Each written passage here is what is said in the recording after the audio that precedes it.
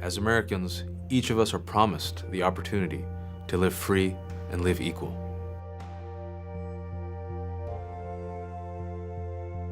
There were not different constitutions for different groups of people depending on their religion or their skin color. It's just one group of people called American citizens.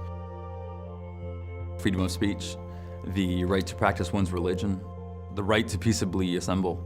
These are the rights of all Americans. The rights of one sets precedence for the rights of everyone else in the society. We are so fortunate to live in one of the most advanced countries on this earth. It's a very challenging time to be both an American and a Muslim. Fear and concern about one's security can truly challenge us as a people and as a country. You have people who want to burn Qurans, shun Muslims from being able to establish a house of worship. There's a lot of discrimination. There's a lot of media bias. When we started Muslim Advocates, we knew it was important to have a voice at the table. Muslim advocates are an indispensable ally in the fight for civil rights and civil liberties for all Americans.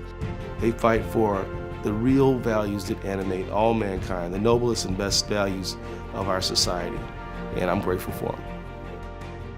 They've been on the scene every day, working with us on Capitol Hill and throughout our communities. We've been the only Muslim community organization that's testified before Congress on civil rights issues affecting the country. If we weren't there, Congress and the public would not be hearing from an American Muslim voice about racial and religious profiling taking place in America today.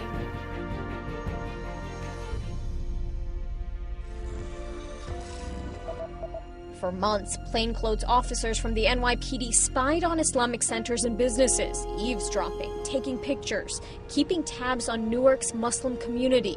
The job of our law enforcement is to make sure that they prevent things. There's no indication the NYPD's intelligence gathering efforts will change.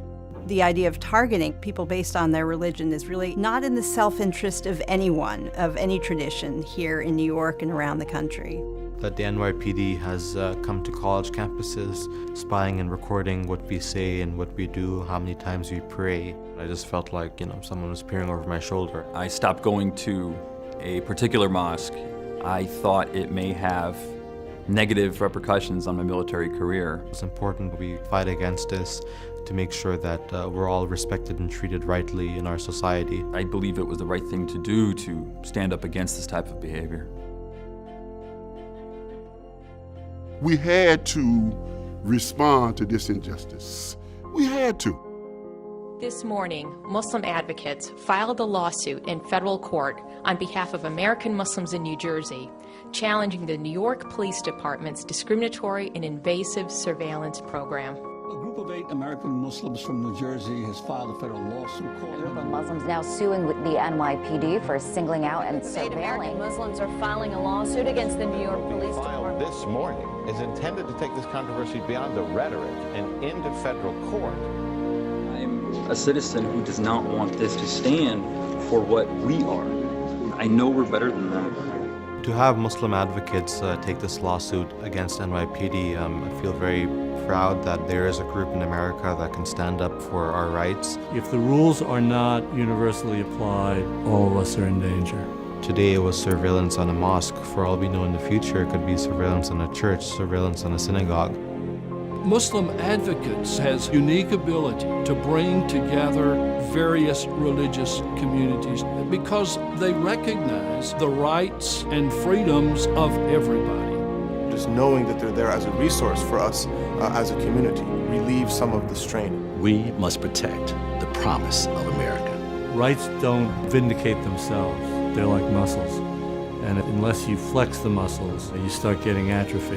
What the Muslim Advocates is doing is flexing those muscles.